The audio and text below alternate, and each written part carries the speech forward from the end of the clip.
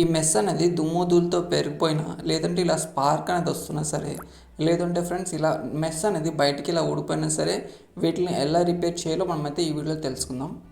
ఇటువంటి ప్రాబ్లమ్స్ని చాలా సింపుల్గా ఎటువంటి ఖర్చు లేకుండా మనం ఈజీగా ఇంట్లో ఉండే రిపేర్ అయితే చేసుకోవచ్చు. మీరు చేయాల్సింది ఏంటంటే కొంచెం సమయం కేటాయిస్తే సరిపోతుంది అనమాట. ఇలా పైకి వచ్చేసినా సరే స్పార్కింగ్ అనేది ప్రాపర్గా అవ్వదు, అడ్జస్ట్ చేసుకోవాల్సి ఉంటుంది. ముందుగా దీని అయితే ఓపెన్ చేద్దాం ఫ్రెండ్స్. ఓపెన్ చేశాక ఫస్ట్ అయితే స్క్రూ డ్రైవర్ సాయంతో ఎన్నిటిని షార్ట్ అయితే చేయాల్సి ఉంటుంది అనమాట.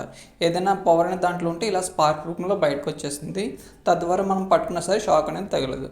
దాని తర్వాత ఈ యొక్క స్విచ్ని కూడా ఆఫ్ చేసుకున్నట్టయితే మనకి ఎటువంటి స్పార్కింగ్ కూడా లేదు. అంటే బై మిస్టేక్లో మనం పవర్ బటన్ ప్రెస్ చేసినా సరే మనకి ఎటువంటి స్పార్కింగ్ కూడా రాదు ఫ్రెండ్స్. సో వీలైతే మీరు బ్యాటరీ టర్మినల్ కూడా తీసేయచ్చు అనమాట.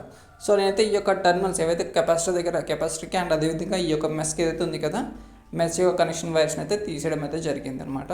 సో ఇలా తీయడం వల్ల మనకి ఈ యొక్క మెస్ అనేది ప్రాపర్గా బయటకు వచ్చేస్తుంది. చూడొచ్చు, ఈ మెస్ అనేది దుమ్ముధూళితో పేరుకుపోయినా, లేదంటే ఒకే సైడ్ స్పార్కింగ్ అనేది వస్తున్నా సరే ఏ విధంగా వాటిని క్లియర్ చేసుకోవాలో నేనైతే ఆల్రెడీ ఒక వీడియో అయితే చేస్తున్నాను ఫ్రెండ్స్. టిప్స్ ఫర్ మస్టోబ్యాట్ యూసేజ్ అని చెప్పేసి 90% ఇష్యూ సాల్వ్ అయిపోతుంది ఫ్రెండ్స్ ఆ టిప్స్ పాటించడం వల్ల.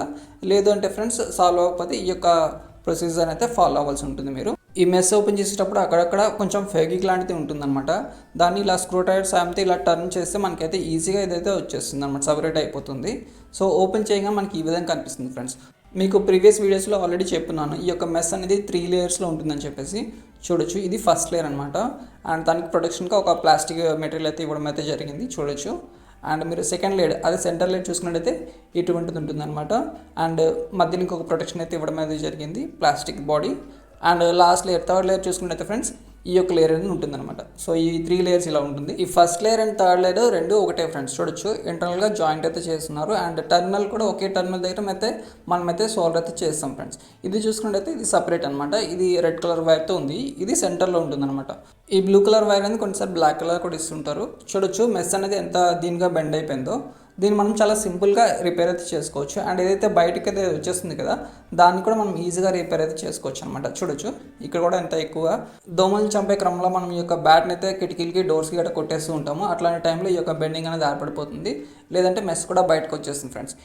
ఈ యొక్క మెస్ అనేది చాలా డెలికేట్గా ఉండడం వల్ల తొందరగా బెండ్ అయిపోతుంది అనమాట. సో చూడొచ్చు, నేను ఒక బ్యాటరీ సాయంతో నేను ఈ యొక్క బెండింగ్ అయితే చాలా సింపుల్గా అయితే సాల్వ్ చేసేసాను. ఇంకొక మెస్ చూసుకున్నట్టయితే ఫ్రెండ్స్ దీన్ని ఈ విధంగా చేయలేము. దీనికి ఏంటంటే ఫ్రెండ్స్ కొంచెం స్ట్రెచ్ అయితే చేయాల్సి ఉంటుంది అనమాట. ఇది ముందు దానికన్నా కొంచెం డెలికేట్గా ఉండడం వల్ల మనం ఈ విధంగా చేయలేము. ఇలా స్ట్రెచ్ చేయడం వల్ల ఏమవుతుందంటే ఈ యొక్క బెండ్ ఏదైతే ఉంది కదా అది అయితే క్లియర్ అయిపోతుంది, స్ట్రైట్గా అయిపోతుంది అనమాట. చూడొచ్చు, నేను మూడింటి యొక్క బెండింగ్ అయితే సాల్వ్ అయితే చేస్తాను, స్ట్రైట్గా చేస్తాను అనమాట. చూడొచ్చు, ఇది ఇన్సర్ట్ చేసేటప్పుడు కూడా ప్రొసీజర్ అయితే ఫాలో అవ్వాల్సి ఉంటుంది ఫ్రెండ్స్. ఇటు దడి పెట్టేసినా సరే మళ్ళీ వర్క్ అవ్వదన్నమాట. So step by step follow అవ్వాల్సి ఉంటుంది. అండ్ అదేవిధంగా ఒక్కొక్కసారి ఏంటంటే ఫ్రెండ్స్ డస్ట్ అనేది ఎక్కువగా ఫామ్ అయిపోతుంది కదా, అట్లాంటప్పుడు ఈ యొక్క శాండ్ పేపర్తో ఇలా శాండింగ్ చేసేసినా సరే ఈ యొక్క మెస్ అనేది చాలా నీట్గా అయిపోతుంది. కొంతమంది ఏం చేస్తున్నారంటే వీటిని కడిగేస్తున్నారు ఫ్రెండ్స్. కడగడం వల్ల ఏమవుతుందంటే ఇది జంగ్ అనేది పట్టేస్తుంది అనమాట. ఎందుకంటే ఇది ఐరన్ బాడీ అనమాట. ఐరన్కి కొంచెం కోటింగ్ అనేది ఇచ్చాడు, సిల్వర్ కోటింగ్ లాంటిది. ప్యూర్ స్టీల్ ఆర్ జింక్ అయితే మటు మనకు అంత తొందరగా రెస్ట్ అయితే పట్టదు. ఈ మెస్ని ఫిక్స్ చేసేటప్పుడు ప్లాస్టిక్ బాడీ యొక్క అన్ని కార్నర్స్కి ఈక్వల్గా స్ప్రెడ్ అయితే మనమైతే దీన్ని అయితే అరేంజ్ చేసుకోవాల్సి ఉంటుంది ఫ్రెండ్స్. తద్వారా ఏమవుతుందంటే మళ్ళీ బయటకు వచ్చే ఛాన్స్ అయితే ఉండదు ఫ్రెండ్స్. సో ప్రజెంట్ అయితే ఈ విధంగా అరేంజ్మెంట్ అనేది 1 by 1 ఇలా స్టెప్ బై స్టెప్ పెట్టుకోవాల్సి ఉంటుంది అనమాట. నేనైతే మొత్తం ఫిక్స్ చేసి మీకు చూపిస్తాను ఎలా ఉంటుందని చెప్పేసి. సో ఫైనల్ అరేంజ్మెంట్ ఇలా ఉంటుంది ఫ్రెండ్స్. మీకు వీలైతే దీన్ని ఫేక్ సాయంతో కూడా అతికించుకోవచ్చు అనమాట. దీని అయితే నేను సోల్డర్ అయితే చేసేస్తున్నాను. ఏవైతే మనం 2 కేబుల్స్ తీసాం కదా, బ్లూ కలర్ది ఒక సైడ్ అండ్ అదేవిధంగా రెడ్ సైడ్ది ఒక సైడ్ అయితే మనం పెట్టుకోవాల్సి ఉంటుంది అనమాట. ఫైనల్గా ఫిక్స్ చేసే ముందు ఎల్ఈడి ఇండికేటర్స్ అండ్ అదేవిధంగా ఛార్జింగ్ పెట్టేటప్పుడు ఇండికేటర్ వస్తుంది కదా, ఆ యొక్క ఇండికేటర్స్ అనేవి హోల్లో కనిపిస్తున్న లేదో అరేంజ్మెంట్ అయితే చేసుకోవాల్సి ఉంటుంది. అండ్ స్విచెస్ కూడా ప్రాపర్గా వర్క్ అవుతున్నాయి లేదో ఫిక్స్ చేసే ముందు చూసుకోవాల్సి ఉంటుంది ఫ్రెండ్స్. అంతే ఫ్రెండ్స్, చాలా సింపుల్గా రిపేర్ అయిపోతుంది.